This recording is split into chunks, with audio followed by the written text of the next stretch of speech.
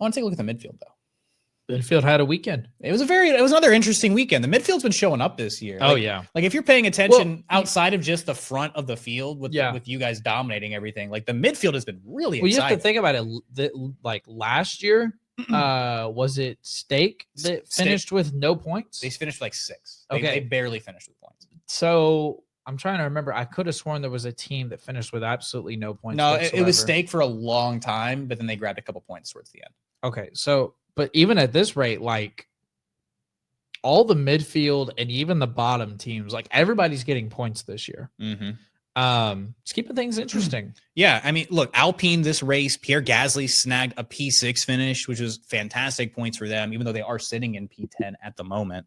Gasly showed mental toughness. He looked really good. He fended off Lewis Hamilton for a lot longer than he probably should have been able to, if we're being completely honest. He fought off George Russell for a while when George was sniffing those points. I mean, look, he made Lewis Hamilton's day pretty rough for a while there, and Pierre Gasly gets a little bit of a tip of the hat, little nod. He had a hell of a performance. Colapinto, unfortunately, though, started the car, drove out a little bit, and then realized this thing isn't going to go very far. Have you seen the rumor that Duhan's going to replace him again? I wouldn't be surprised. Franco's, I'm just going to say it sucked. They both haven't been great, but Franco's crashed the car, I think, every weekend. That's why Alpine have been looking into Valtteri Bottas's availability, because at this point they're like, dude, this guy absolutely is not going to be. Which is so strange because Franco was red hot whenever he got his shot.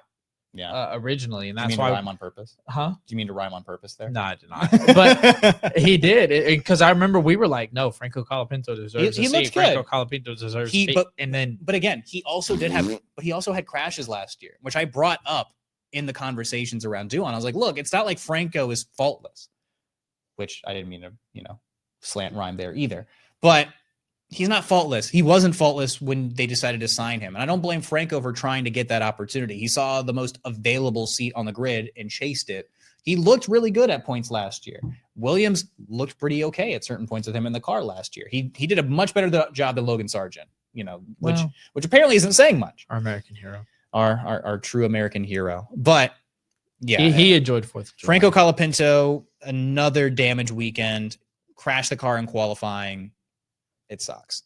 Aston Martin, though, a double points finish. Lance Stroll. And the worst car on the grid with the unluckiest driver. Yeah. Golf clap for Lance Stroll. We recognize when Soon Lance to be Stroll replaced gets by points. Max Verstappen. He had a really good day to grab P7. 6 more points to Aston Martin's effort. P3 for a good chunk of the race, by the way. He was up there on the podium places for a hot minute until things just kind of slipped away. But he looked pretty good. I'm going to give him some credit. Fernando Alonso, he wasn't necessarily happy to finish P9. I think he believed that they could have done more this weekend. Not bad for a rookie. But neither of those guys like the car, which is hilarious. Because Lance Stroll finished in P7. I think I heard an onboard of him basically saying, like, this car was a nightmare to drive. Yeah. I'm surprised we even got to the points. Something along those lines. It's really uplifting words. But a solid home Grand Prix, a very solid home Grand Prix for the Silverstone-based unit. Aston Martin, they're still tied in 7th place with V-Carb at 36 points apiece. Williams, Alex Albon finished a race. Three race weekends in a row. Alex Albon finally did it. No DNFs or DNSs. Yeah. So, which, you know what? I'll take it. A P8 finish, 4 much-needed points for them to stave off the up-and-comers. Carlos Sainz finished P12. No points, but, I'll take a note. I'll honestly, with how wacky the British Grand Prix was, I will take it as long as there was no DNFs. Dude, honestly, finishing this race was you get credit for it. Williams are still in P5 at 59 points. Another team that also had both their drivers finish this race, not without a couple of incidents, Haas, that's true. They P11 for Behrman, P13 for Ocon. They had a little tap dance routine coming out of turn 6 at that one time. But besides that, I wouldn't say a faultless weekend because they also ended Liam Lawson's race by accident, or at least Esteban Ocon was a part of that racing incident. Which, speaking of which, V-Carb, a double DNF weekend. I mentioned earlier, Isaac Hadjar crashed into the back. Rare from Hadjar, but it was just look. He wasn't able to time it up correctly. You get a bit of an excuse though when the rain is that bad, and you're a rookie. You couldn't we saw he literally could not see, dude. It was insane. We couldn't see from the viewing perspective. There's no way. So I give him a bit of a pass on that. Like I couldn't even see Kimi Antonelli's brake lights in that. So I get it. Liam Lawson got caught out in an incident early. They're sitting at 9th. 29 points, excuse me.